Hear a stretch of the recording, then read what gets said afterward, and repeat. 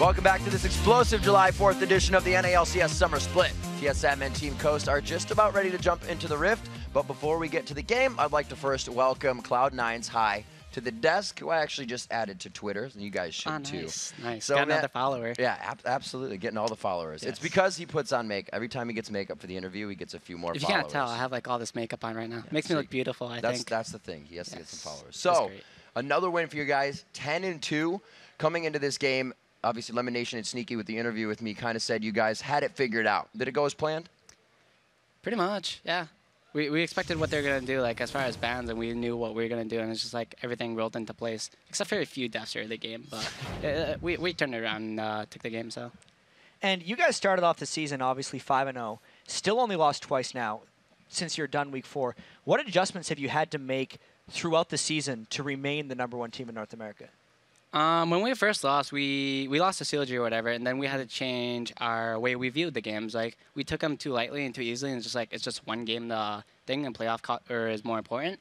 So ever since then, we just made sure that we counted every game as like super important game, and just like did everything we could to win each and every single game. So we just put more effort towards winning now. So.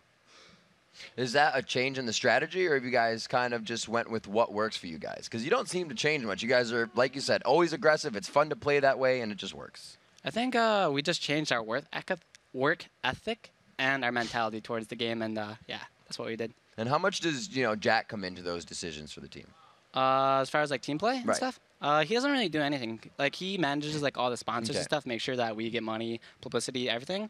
And as far as like what happens with the team, that's mostly me and Alex Penn and like the rest of the teammates. All right. It's our job to manage ourselves and make sure that we're good players and we're doing things correctly. So I think it's good that way. It makes us more mature and makes us more like not kids that just sit around all day. Yeah. It's always a good thing. And we were just talking with Zion Spartan about how he was talking how Elements was trying to help them out, giving them kind of coaching and team play advice and how to work together and win. Do you guys do similar exercises or do anything to make sure your teamwork is better aside from just playing and living together? Not really. Like, we spend like at least 10, 12 hours a day sitting in the same room together. Because like, if you look at every other game or team that have like a big gaming house or something, like a mansion or stuff, we have this tiny apartment, like Korean style status, and it's just like, it's kind of dirty, and it's just like we're all clumped together for every day, 12 hours a day. And it's just like, when you do that much with someone, you just come, like, you just get like really compatible and like comfortable with them. So like, we can talk about anything, and like, we just know what someone else is gonna do. So it works on synergy like really nicely. So. And what is that? What is obviously it works out? You were just telling us, but what is that experience like? How has it been for the team? And have you guys really learned a lot about each other's play styles just from that, or has it always clicked for Cloud9? We definitely, when we first moved into the house back with Quantic, it definitely helped our synergy and like arguments. Because I used to like rage a lot at Medios when he first joined the team. Like, I'd always rage at him and tell him he's doing the wrong thing. Because like, he used to like tax my lane all the time, or like not gang guys. Just like, I relied on him too much. And like, once we moved into the house, like, he was able to explain more clearly to me like why I was wrong and stuff. So like, ever since we moved into the house, I became less ragey. I still raged once in a while, but like, it's just not as bad. So like, it definitely helps calm you down, and it definitely helps you learn more about the person outside the game. And you can just apply that towards in the game, you know? Like, if someone's like aggressive in person, then they'll probably be that way in the game as well. So it's just like very helpful. Interesting. And specifically coming in as an amateur, or as a challenger team into the LCS and now being #1, do you think you were sneaking up on any teams up until now? And if so, will it be more difficult now that teams are kind of attacking you as the #1 team? I don't really think so. Like, when we first joined the LCS, everyone was like saying the hype train or whatever, right? Saying that we were like the team to be feared. So ever since we were going into it, people already had their eyes set on us, and it's been that way the entire time. I think now that the difference between now and then is they just want the #1 spot. They don't necessarily want to beat us. They just want the #1 spot. And whereas in the beginning, they just wanted to beat us to take down the hype and just show that we sucked or something. So now it's just them trying to get first place instead of trying to prove that we're bad. So. And final question for you. Obviously, everybody in the LCS have a good team because this is their job. This is what they've worked for. Who do you guys fear the most? Who is the team that can best kind of just thwart the Cloud9 strategy of always being aggressive in your mind? Well, so far, as far as like aggressiveness early game, I'd say Vulcan. Because for one, Mandatory Cloud and the top laner Psycho Sid, they play like the same champions me and Balls does. So they're one team we actually have to change our banning and drafting strategy against because they share so many similar champions to us, and they play extremely aggressive as well. So as far as like early game aggressiveness and banning and drafting, we have to watch out for them. As far as like late game things, you have to watch out for CLG. They do that Tristana, Janna, Orianna stuff and just like quadruple shield, double lift when he's like 6 items, and it's just like the most annoying thing to play. Where it's just like their playstyle is very frustrating to play against, basically, and it's just like I'd rather not deal with that. I'd rather either lose very quickly or win very quickly. Because like if you get snowballed on, that's a respectable way to lose. If someone just gets like a double kill level 1 and just snowballs the game, whatever. But like if you're throwing constantly back and forth, that's a way I don't want to lose. I'd rather just like lose in 20 minutes. All right, well, thank you very much, Hi, for the interview. Congratulations, 10-2 now in the North American LCS. Best of luck on keeping the streak going. Thank you. All right, everyone, it's time for our 6th match of this holiday spectacular, Team Solo Mid versus Team Coast. This is a rematch of the first game of the summer, and while TSM rolled over Coast in Week 1, since then they've been struggling to regain their championship form, Jap. And TSM really came into their game against Velocity earlier today on a 3-game losing streak, and they were on their heels for most of the match. But despite being down in kills, they were able to swing the game with one huge team fight ace and just kind of won the game in a minute. Dowers played a huge part in the win overall as Jace. He said in his interview today that he has to play champs that he is comfortable with and play safe to help his team win, and he did both of those things today against Velocity, and TSM came up with the victory. And now that Dyrus and Team Solo Mid face a Coast squad that dominated CLG in their first game today, so they got something to think about. Yeah, Team Coast played one of their best overall games in the summer. Zion Spartan was talking about the last 2 days with Elements as their coach, or Coachments coming in, and how much they've been changing around their game. They controlled the whole map. They took every Baron and Dragon. They're also doing these huddles before the game all the time to kind of pump themselves up. And while everyone on Coast also had a great game before, Daydreamin's big plays in the last team fight really locked down the victory as well. And you can see Coast on the screen right here. This is what they were talking about, that camaraderie, what Elements brings to the team. These guys started doing this, and it's that pump up. It's what they need. And even though Team Solo Mid has been struggling lately, as you were saying, Team Coast support wouldn't dream of underestimating the spring champs. TSM, without a doubt, is still an amazing team, and we're not going to underestimate them just because they're having a little downswing. So we're going to go at them with all of our little tricks and play our best. All right, now let's take a look at the starting lineups. On the blue side, it's Team Solo Mid. Reginald in that top lane, Odd One in the jungle, Dyrus in mid, Wild Turtle at AD, and Xpecial on support. And in the red corner, it's Team Coast with Zion Spartan in the top lane, Nintendo Dex in the jungle, Shifter in mid lane, Don't Mash Me on AD, and of course, Daydreamin on support. It looks like they're all taking to the standing now. Even playing. Gets you pumped up, Even man. while playing. All right, we're about to head into Champ Select, but first, let's take a look at who you think is going to win this matchup. You better be right. According to LoLesports.com, 81% of you. That's quite a few. I think there might be a TSM chant going along with that somewhere. It's a very long... TSM just did a chant, by the way, because they heard Coast. They're like, we have to match it's this that vocal energy warfare right now. coming back. Vocal warfare. And fan warfare as well. TSM. TSM. It's everything people were chanting at MLG. Well, Jackie knows the way to stop that. You beat them. Once you beat them, there's no more TSM. Till the next game. Till the next game. Yeah. Till then you hear it again. Never goes away. So their teams are almost ready. I actually should get myself into the game as well because that would be pretty good. Being able to watch the game is beneficial. Reginald's got to take a drink after all that shouting he's just done for TSM. So his performance has actually been key. He's been playing individually quite well, but at the same time, TSM's cohesion has been off. They were super frustrated in most of that game against Velocity. That was a game where they'll take the win, but not that way. They don't want to be losing for 40 minutes and then win a team fight and just kind of miraculously come back. TSM wants to control games. They're not happy with the back-and-forth ones. We saw that Reginald was tired out after that. You don't want to be stressed out after a win. That's kind of the opposite of the result you think you're getting. So we'll see if they can go a little bit more clean on this one, but that's in the minds of Coast as well. So looks like we're going to get another clash. Oh, man. And I wonder if we'll start seeing similar bans in this matchup as well. The Rengar actually got banned out for Zion Spartan. That's something TSM Westrice would have been. Yeah, where's Westrice? I thought he was on FXO, but yeah, just a slight fear. I wonder if that means Wild Turtle's going to be playing a slightly immobile AD carry, or at least wants to, or they just don't want to play against it. And Westrice wanted to play it really bad because he saw that Twitch. So we'll have to see if it really becomes the reason. A little Tom and Jerry action going on here if we can get it into the match. But Rengar's out. Twisted Fate is out as well for Reginald. So the bans coming out from TSM are quite generic aside from the Rengar, like the Thresh, not generic. They're not like Right. super power bands like we've seen the other teams doing. Since TSM is blue side, they're trying to get through something really juicy for themselves to pick up. You can see Coast bans, Twisted Fate, and Nunu are things that everyone's been banning. Yep.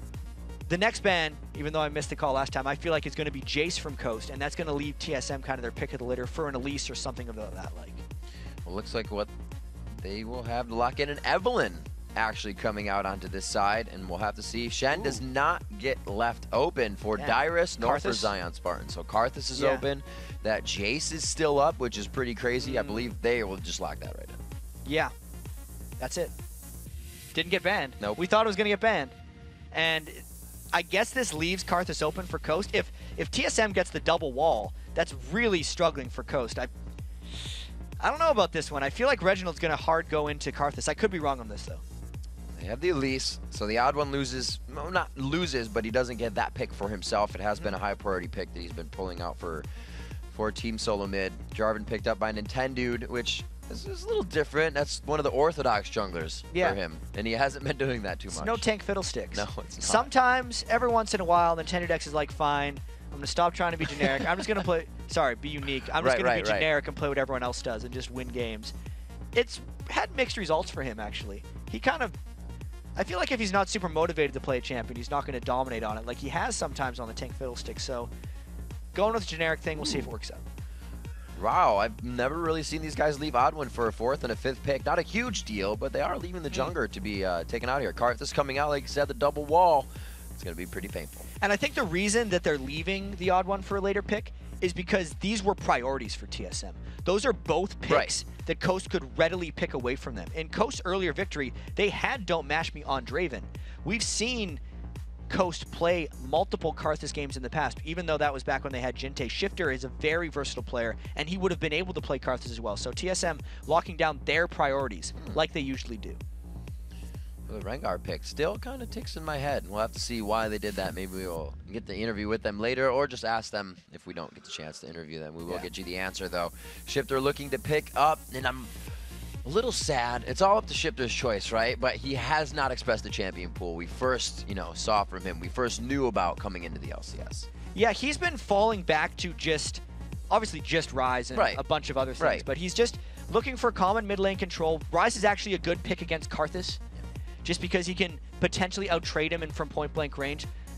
Scales well late game as well, right? So Ryze can definitely get his farm in these situations, and I think they'll be okay. Looks like a Zac attack coming in for Team Solo Mid. A pretty big fight team coming in for Coast already. They've picked up Ryze gets tanky, Elise is going to get tanky. We just saw what happened in the previous games with that play, and it was something that actually cost them the game.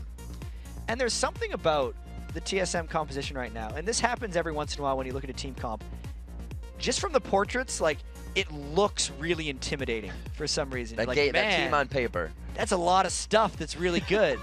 And you're thinking, how could they possibly lose this one? But, obviously if Coast brings this Janna, they could disengage a lot of TSM's engage. They can try to rekite them back.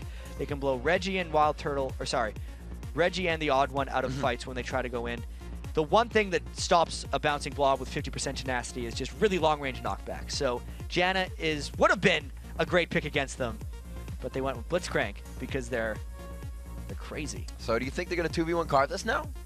Yeah, I hope so. I feel like they should. That would be pretty painful. Especially because Jarvan has such early game presence. Not saying that Zac doesn't, but Jarvan's is definitely higher. He's one of the best early game fighters and skirmishers in the game based on his quick upfront damage and his large amount of mobility. So this will be a very interesting early game. I see the TSM comp and I'm like, damn, that's a very scary composition. And I wonder what Coast has planned for this, because Zon Spartan is super confident coming into this one. And I can't say the same about TSM.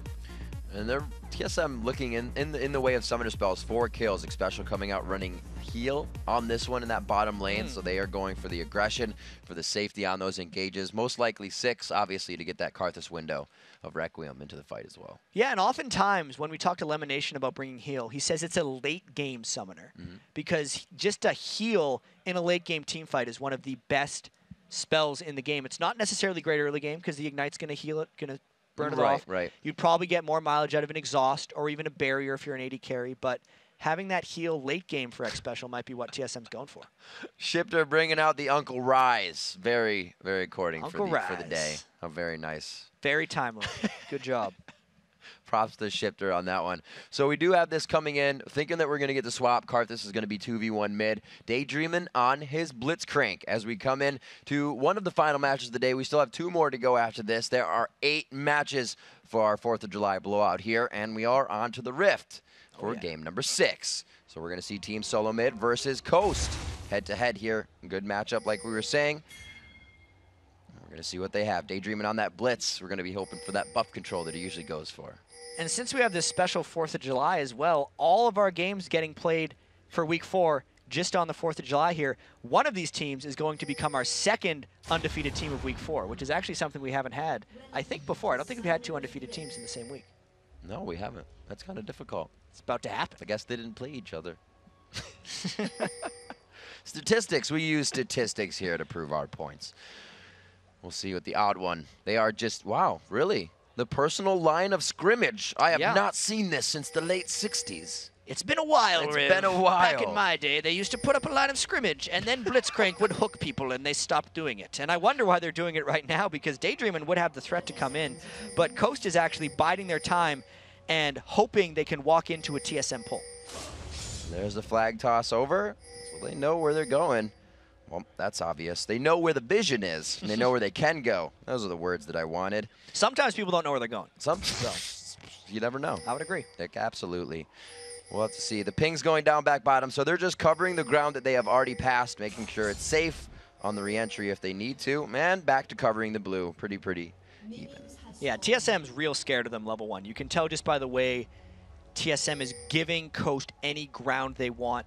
TSM's pulled it off without too much cost right now. They've only placed 3 wards down. Coast hasn't gotten any wards directly on any TSM buffs. And for now, it looks like TSM came out of this pretty much fine. It looks like Wild Turtleneck Special are definitely going for the Blaster Master fast level 2 here in the bottom lane. So we'll have to see. They are going to match up versus Daydream and Mash Me, but it's kind of hard to all in on the Blitz. The Blaster Master all in level 2. All right, we'll just go with it.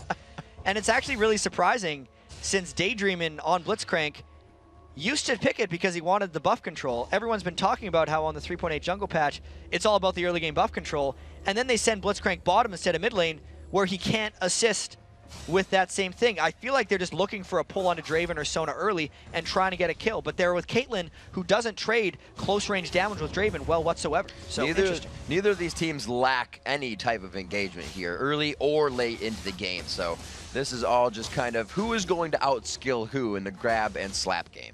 Yeah, there's going to be a lot of fighting in this one. We think. We have been wrong before, but I feel like we're going to be able to get this one. Daydreamin' and Don't Mash Me, because of the level 2 that Wild Turtleneck Special helped by getting those late double golems and then walking into lane a little bit late, has given them that early ledge in the lane on top of just having Draven. Everybody slow and steady wins the race right now. Not too much movement in any of the lanes, not even the junglers coming up behind Reginald or Shifter right now. We see them going in. They're about even on their CS. Everybody's playing really calm right now. Yeah. It's like a friendly game. They're just happily going into their bottom lanes together. 2 games in a row now. Hey guys, let's 2v2. Let's just not lane swap. Yeah. Let's not do this thing we've been doing for the past 4 months. I don't want to anymore. Ooh, and this is where we see the lane ganks once again coming in. It doesn't look like it's going to get too much more than pressure. And I wonder if they're going to try a bit of a hard push here, or if it's just going to bait a fight in, since they do not have approach wards for the odd one. They could potentially get a fight, but once again, they just decide to back off. I think they did see him when he was at his wraiths. They have just popped back up, and that ward was present. You can see the pings going down. I'm going over the edge. Odd one might be here. No, his wraiths. Gonna steal him. And there's a couple things telling me that these guys are both just trying to play very conservative games. A, it's just they're showing themselves. They didn't do any level 1 invades. And the fact that they're not trying any sneaky lane swaps whatsoever. So really very conservative games from these guys. Not wanting to make mistakes mainly. Flash blown in mid for Reggie there. Coming up around the backside, Nintendude skipped over the Dragon Wall, came up right up the Wraith camp, and that's one of the main reasons people love Jarvan, those sneaky attacks. being able to jump walls and escape wards. There's so many wards that get placed down very early on in the game, and Jarvan plus Zach are two of the junglers who can avoid and traverse them best. See what happens. Odd1 is probably going to stick around that area for quite some time, knowing it's going to get a revisit here from Nintendo, but he is trying to be omnipresent in every lane, strike fear into Team Solo mid, and now he looks to take an advantage at the top, possibly blowing 2 flashes here within 2 minutes. And Nintendo's still got the red buff left here. Darius is playing so cautiously, doesn't toss into the flag. Darius is going to walk away. So close. Oh, it's just the tip. Couldn't get it. 5 minutes into this one, Nintendo trying to be in every lane, but he just didn't have anything in the top one. Yeah, he was not able to create the presence there on Darius. Couldn't get him back, unfortunately for that guy.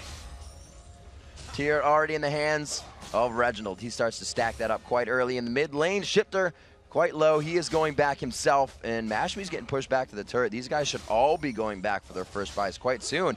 You see the pressure in that bottom lane. The level advantage means a CS advantage. This lane not working well for Coast right now. 41 to 26 for a Caitlyn lane. Caitlyn is generally picked to win lane, or at least outrange and keep Wild Turtle at bay, but I'd have to say that early level 2 is really paying some benefit here, and Odd1 is probably the best counter ganker in the LCS, always seeming to mirror the enemy jungler. Odd1 roaming around. Doesn't look like he's going to find anything out of this one. Patting his chest. He will just go back. He's going to wait for this. If it's not Nate Cell, he just can't decide. If it's not in 8 seconds, he's going. If it is, it isn't. Soon enough, it's going to be Nintendo X coming up for the counter gank here. He is on the roll towards bottom lane.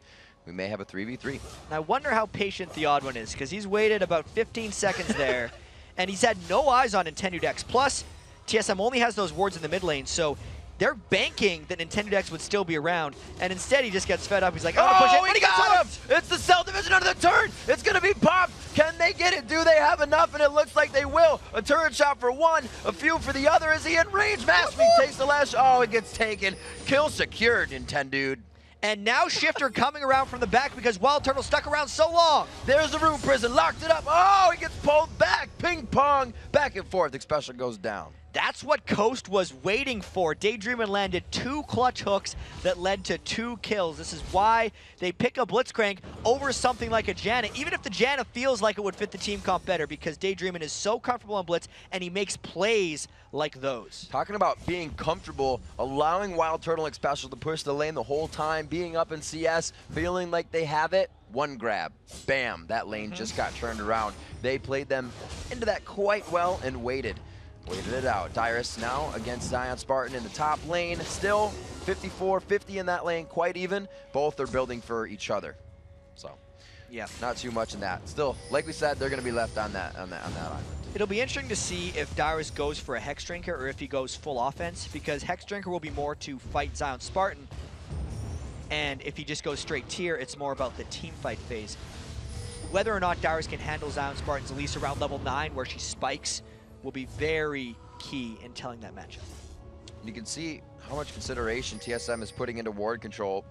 3 already across that, 1 for Dyrus, also Odd1 and Special obviously with those wards. They're just trying to stop these kills that are rolling into the favor of Coast. You can see they're really all across the river right now, so all these ganks have to be coming from the lane. And Zion Spartan, or sorry, Nintendo X, spending a lot of time looking around, same with the Odd1. Neither of these guys are trying to farm up their jungle too quickly, and they're mainly just trying to support many of the other lanes, because the lanes are having pretty impressive battles right now. Just watching everybody mill about at this juncture. Nobody wants to fight. It's like they both know the power's not there to get the kills. It's too risky if we even want to try it, and that's from both sides. Right now, really the only action, Shifter's low on mana in mid, and Reginald's kind of got him pushed. And these guys kind of all want a bit of time to power up. Reginald's wants to get his Tear of the Goddess, Rod of Ages build going on Karthus. Even Dome Ashby needs a couple items on Caitlyn before he can fight Draven. And Shifter needs to get his mana going as well. So even though I think TSM kind of has the late game, and that's what they're eventually going to go towards, Coast wants the mid game. They want Elise to get level 9. They want Ryze to get his mana items. They want to be able to force Dragon pulls over the wall with Daydream, and they can't get there yet, which is one of the reasons both these teams are being conservative, even if it looks like TSM has a late game edge. Say the junglers, like you said, not present in any lane. The 80s and supports freezing in the mid lane right now, in the middle of their lane, I should say. Zion Spartan trying to make some movements. Finally, a little bit of movement here from Coast. And if they can land this cocoon, it will for surely, I don't know, Zach on the other side. Odd one, always there. Always. Reginald is very squishy right now, just the tier of the goddess. So if Coast landed any kind of stun anywhere near Reginald, they could kill him probably instantly as long as they're not exhausted while they're doing the damage. So it was a worthy roam, but they decided not to do it because the odd one was close and Reginald was just sitting in his turret. Dyrus is getting some heat here in the top lane. He's got to be feeling this. That sixth sense. He's like, I don't see too much around the map. I'm going to keep cutting ward vision. There he gets out. No, he's going to have to flash this one. Again, Flash is being burnt by Nintendo, but he's not returning to these lanes. Reginald flashed, and he's got his back up from last time. There really wasn't any pressure there. The only kills that Nintendo X has really assisted on was the ones where Daydreamin hooked people in for him. Right. So he's provided a bit of presence, but he hasn't really made any big plays yet, and that's a very timely ward by Dyrus in the top lane that's going to waste a lot of Nintendo X's time. Dyrus keeping himself super safe. Bottom lane, once again, Wild Turtle and Xpecial trying to put the hurting on. They're still up in CS even after going down. We have to note that Dome Ashby got 2 assists out of that. 2 kills is a whole heck of a lot better than 2 assists, especially when Daydreamin got one of those kills. And especially when Wild Turtle has been bullying him out of that lane. So even though they got the kills onto the lane, right, it didn't help Dome Ashby get ahead of items. They're both still sitting on a BF Sword and Doran's Blade. See if they can stall this one out still. Oh, that was such a close grab. Almost max range coming in. Definitely would have been a kill. The wards easily giving them enough vision to do that. TSM, like we said before, trying to keep their vision up. It looks like Meteos Meteos. Nintendo X. Too many names just melding into one with the champions. Now making some extra moves. But once again, Reginald faded away and was able to avoid it. There's a couple wards on TSM's map, and they're doing a lot of work in scouting for him. Nintendo X just seems to be attracted to running over wards just accidentally. They're absolutely in the right spots. Looking around, 94, 98 in the CS, 110 to 94. All of these are quite close. Like we said, the 80 carries. Really that discrepancy. Xpecial getting grabbed. Another one for Daydreamin. The turret takes down Xpecial. And Daydreamin, gets the second kill of the lane. Just dangerous trying to keep shoved into a Daydreamin the whole game. Odd One's waiting in the brush.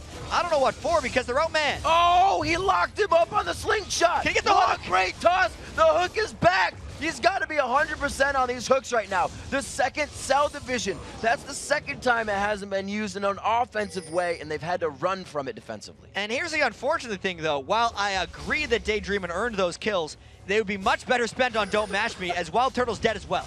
He's got his ultimate. That passive going to start locking down these kills. Oh, yes, and Mash Me gets that one. Here's the window of Requiem. He stays alive with 100 HP, the level 1. Not enough damage yet. And that was almost the danger of trying to give up a kill, because when Daydreamin didn't last a Wild Turtle, it almost got him low enough for that Requiem, but because everything's went well for them, it's now 5 kills to 0 for Coast, in pretty much large part to just Daydreamin's amazing hooks. But the 3 kills on him specifically weren't the best distribution of gold for Coast.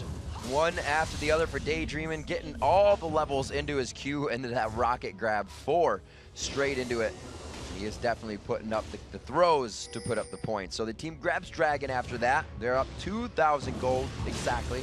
13 minutes on the clock and 5 kills in their favor. Now we have to remember what TSM did earlier. They're a team that can be on the back foot. They can let this play on their mind. They don't get too frustrated, but they're not happy about it. They can fix this. They're making themselves work for their victories. Yeah, man. hard mode. Even their game against CLG over the weekend at MLG was within reach, but not easy. TSM is a team that's used to getting a lot of easy victories. That's just not the way the LCS works anymore. And Coast jumps on them early because TSM hadn't been making many plays. They tried to push up the turrets, and it was Daydreamin who created all the action.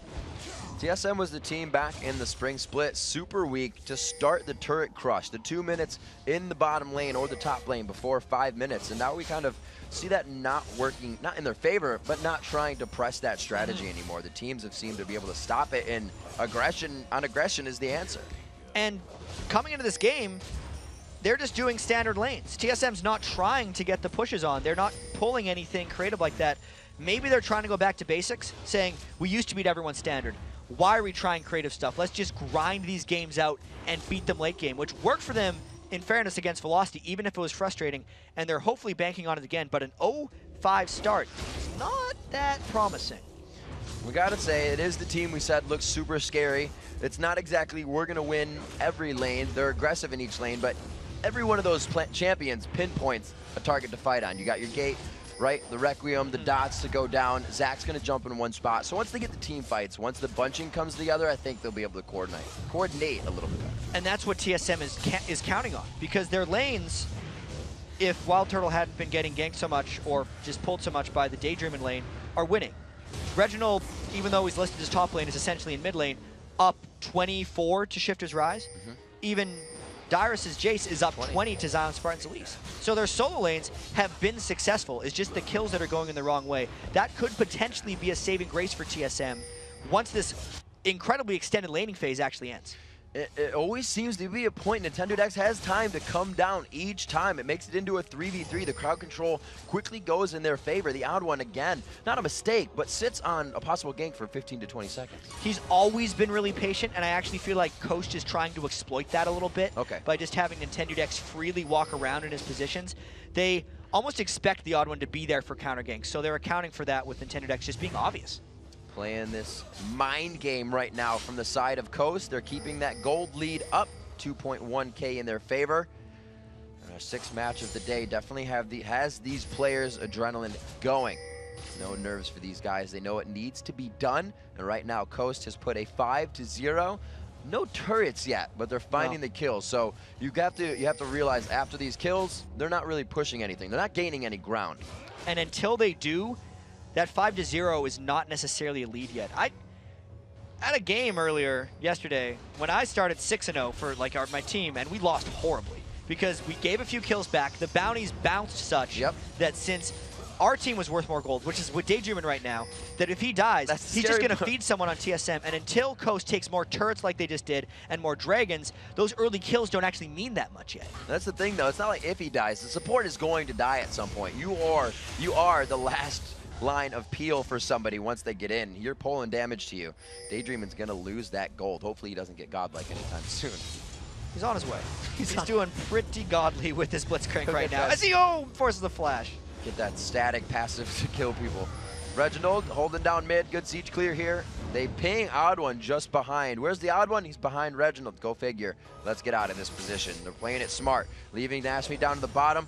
Oh, the flash crescendo. He's still got that net. He may still be able to. No, he used the net to get in there. There's the Requiem coming down. He's got good space. That will take him out along with the Draven ultimate.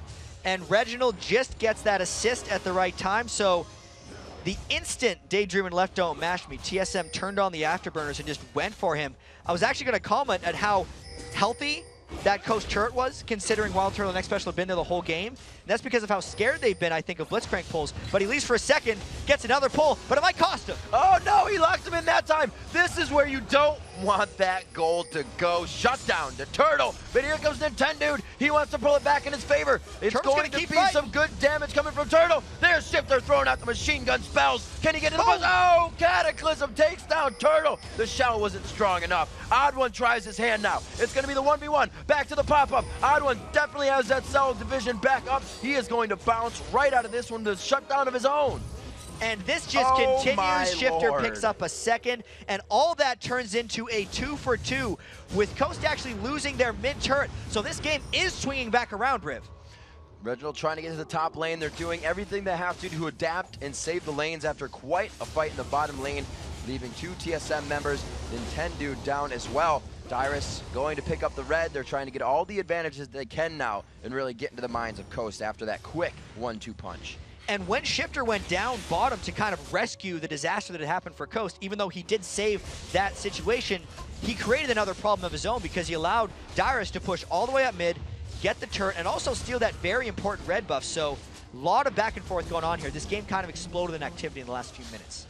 So I think we're going to see Reginald now start to face off in those side lanes. Requiem becoming really the global presence for him as it is, but I don't think we're going to see him in the fights until we get to those objectives, which we are now, so he starts to head down. And this is kind of a new look for TSM. You almost never see Reginald being the one to be off and split and say, hey, other 4 guys go make plays. Reginald's the playmaker with his team at his back, and they'll usually have Dyrus doing the side stuff, but they know how much they need Jace right now to control this Dragon with the poke, which is why they have Dyrus down in the mid lane. Requiem. Reginald has all the time in the world now to waltz down towards that mid lane, meets up with his team towards the Dragon, and I think they can reposition to just take this. And this is an even trade, though. Reginald left that turret, which was very low. He may not have felt confident in himself to hold that against the Zion Spartans, at least who's been farming the whole game. And they just kind of got what's good. First Dragon for TSM, but third turret for Coast. Wild Turtle down to the bottom lane, 158 to 157. We said the CS was quite close. Looking at Dyrus against that top lane Zion Spartan, it's 184 to 181. There was a big discrepancy there. Right now, that's only sitting between Karthus and Rise, and that's to be expected for Karthus. Karthus is the farm master. Yeah. In fact, the probably never to be broken, I'd say, unofficial minion kill world record for Froggen, 300 minion kills at 22 minutes and like 47 seconds that he set last season 2 World Finals, was on Karthus. That's where everyone sets their minion kill records. Reddy's at 220 in 20 minutes 30 seconds, which is one of the highest totals we've seen. Pretty good. It's just an incredibly farmed Karthus, and Reggie's great at it. And with the Karthus to do that, it doesn't just come from your lanes. No, it comes from the jungle a little bit, and that means the Odd One, with all of his patience, is giving some stuff back to Reginald. He's like, hey man, I'm gonna camp bottom lane for a little bit, wait in a brush, you can have my jungle. Reggie, since he shoves so quickly, goes and takes Wraiths, goes and takes Wolves, and the team doesn't lose anything when the Odd One's down there ganking. So amping up Reginald to become that big factor. Requiem window is open. They see Daydreamin'. That Oracle's coming out here for 20 minutes. Is going to start gathering up vision on that map, looking for his return on investment here as they start also to put that light bright out. And this is the thing that all supports do, this Ruby Sightstone to boost some mobility. But I really wonder, with all the early kills that Daydreamin' picked up, it's still just going into more wards and more vision control, since that is kind of what Blitzcrank wants. I'm waiting for the moment when a support builds items after getting a few kills. It seems like they only just want to go for wards, and we'll see if it pays off for Coast. They got one wall out. It's not going to push them off just yet. Dyrus on the backside, but he does not have a clear shock blast out to the team. Tries to get that to the side. Looks like Coast backing off. And this is really forced because Wild Turtle is just clearing out multiple turrets. So Coast, if they want to stick around here, kind of have to make something happen or just send Zion back right away, which is what they've done. So just by seeing this, we can tell TSM feels they have the upper hand. They feel like they can even engage on this possibly. Going through the... Oh, we got Reginald gets pulled back. Is that what they wanted? That's the AoE damage. They're forced to flash away. Odd One bouncing right in. Here comes the Requiem down. It is going to do a good amount of damage, but is it enough? Daydreamin's still alive. Oh, Nintendo, you're so helping right now. Map speed and shifter may go down. Dyrus to come in and lay down the hammer. Just bash them away. Home run for Dyrus there at the end. 4 kills for TSM, even though he didn't get that last shock blast. And even though Reginald got pulled in and died, just got a Requiem off in that fight. When they pulled Reginald in, they killed him from range. That was a 4v4 where Wild Turtle's ultimate was the only thing to reach, and TSM still dominated it. That shows how much TSM was waiting and banking on the strong solo laners to come through for them, and it's working right now. I really thought it was going to be TSM going in, but it looks like Daydreamin' kind of delivered that one to them. With Reginald going down so early, it caused a lot of flashes to happen, and then they were forced to turn around and go just fisticuffs. Pulling in Karthus obviously made the fight, and we knew this game was going to come to fisticuffs when we saw the team comps. These are 2 teams that fight, but that's always good for Karthus. If you're fighting a lot, getting maximum traction out of your passive, and that's honestly what Reggie wants at the end of the day. We'll see what TSM decides to do. They have 2 down here, not down, but 2 not with the group. Odd One's down in the rate of the Wolves, and it looks like we're going to have Dyrus joining with the team. So they get 5 power in mid, power in numbers for them. And it's just going to be the poke game now. We'll see what Dyrus can do. He has blue buff. There's no reason for these guys to rush into a fight. They just got to make the situation look a little bit better before they want it. And Coast is still going to go for vision control. They're going to hope to pull in. It's weird though, because that last fight when they pulled in Reginald, sometimes, like, normally you don't want to pull in a Karthus because it just puts him in a position he wants to be in. But the way they pulled in Reginald and killed him in that fight was actually good, because Reginald didn't get any spells off and it was just a Requiem. The troubling part for Coast now as they approach the rest of this game is they still lost the fight with a perfect pull on Reginald. So what does that mean about the dangers of the upcoming fight? If they could pull in Dyrus maybe that would be the target they could pull in. But then they still have to worry about killing everyone else on TSM. And with how badly that last fight went, it's trouble. where you can see how much they consider the composition that's now coming about for Team Solo Mid. They almost have wards that would, you know, look like they're fighting against the fiddle. That's the initiation they have to worry about. That's why they want so much vision, right? They're getting just taken out from Zach coming over the walls if it happens. So we'll see if they can hold this down. Coast. Oh, okay. I thought he was getting ready for a grab. Someone looked like she was coming close, but his special keeps it clear. He has an Oracle of his own. They're about to be quite privy to these Baron wards coming up. Daydreamin is just trying to find that miracle hook to swing things. They know they don't win team fights, so Coast has to find the right hook or just hope TSM jumps into a bad situation. That's why they're bouncing back and forth here, and that's why they seem to have really become a bit more cautious. The other reason is both of Coast's side lanes are also pushing down a little bit, and they realize TSM's going to have to fall back. That's when Coast should come up and try to get that fight. Both of these teams moving very slowly with what they do. Now we see Wild Turtle and Karthus down in the bottom. Requiem is here, so that's what they're relying on. And they're just going. They recognize that TSM had went for the split push. I feel like they're going to have to turn and fight. I don't expect TSM to wait too long to go in on this. That Baron's already at half, though, going down pretty fast. Now TSM knows they're there. They're low. Dyrus coming in. Dyrus gets pulled back. The Requiem comes out. They are able to get it. It goes to Nintendo. Odd One comes in and tries. Let's bounce. Good damage here coming from Wild Turtle. A few more shots is definitely going to drop at least one. Odd One going down. The Cell Division is not up, but it's going to be 3 members so far for Coast. Nintendo with a sliver of health goes down bleeding, and Scion Spartan is forced to run. And everyone just tried to bail out for Coast there. They recognized they went way too aggressive with that Baron. Luckily, it didn't get stolen by the Odd One, but it's still a 4-for-1. If we actually trade the Baron gold versus all the deaths they took, it's pretty equal, but TSM gets this turret afterwards.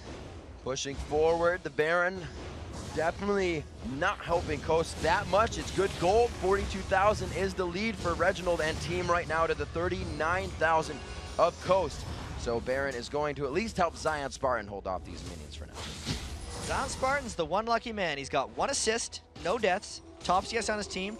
He's wearing that sweet, pretty little Baron buff, so he's going to have to get himself very involved. When Coast does well, Zion Spartan is usually prevalent in the game. The fact that they're not winning that well, and that Zion Spartan's been involved in 1 of the 10 kills for the team, means that Coast needs to get him more involved.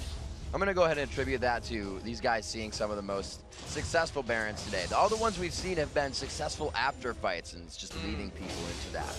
It was also a desperation move by Coast because they knew they couldn't win team fights. So as soon as they saw Reginald bottom lane, they're thinking, awesome, let's just go. Then once they got scouted and were kind of low, they're just like, oh crap. We either run away and TSM just gets the Baron, or we get the Baron and try to run.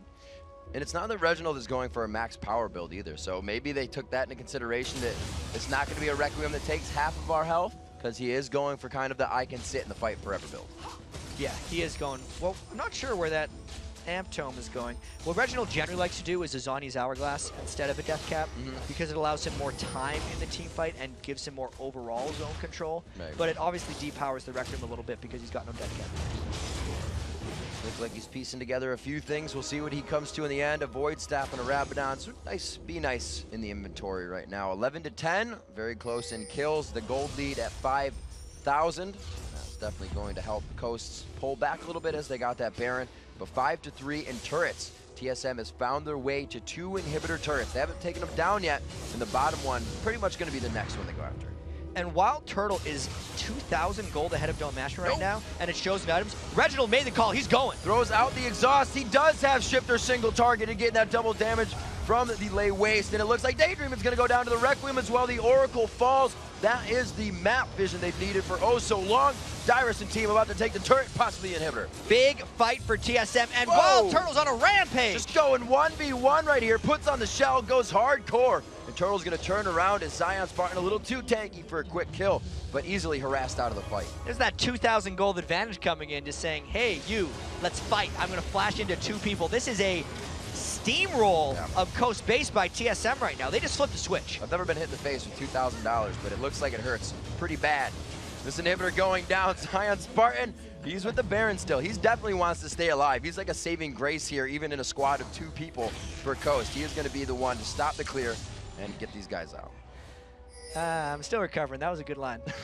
$2,000 really hurts when it hits you in the face. Think of how much gold that must be that Dome Master just got 2-shot by. Oh my goodness. That's a terrible set of circumstances for Coast right now. Down 2 inhibitors against a superior late game team.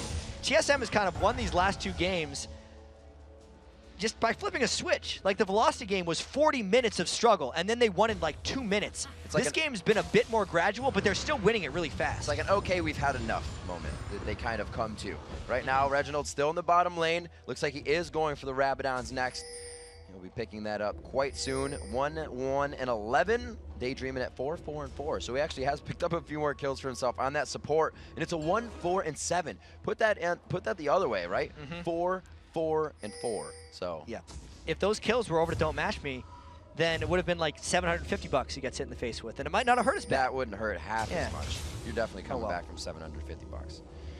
30 minutes on the clock, 8,000 gold to go, and 7 turrets that TSM has been able to find. There are 11 that sit on Summoner's Rift, so those 3, or that means 2 rather. The inhibitors are open. They only have 1 more, and the bottom one isn't even something they need to go for right now. I said they were going to because it was just Baron. Baron's down, objective free, and now they do, so I'm just going to stop talking.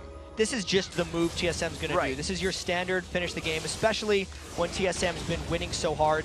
And the fact that there's an outer still up in that lane as well. This outer is indefensible for Team Coast, because if they try to hold out here, Super Minions would take down their Nexus turrets. It's just the smart play for TSM.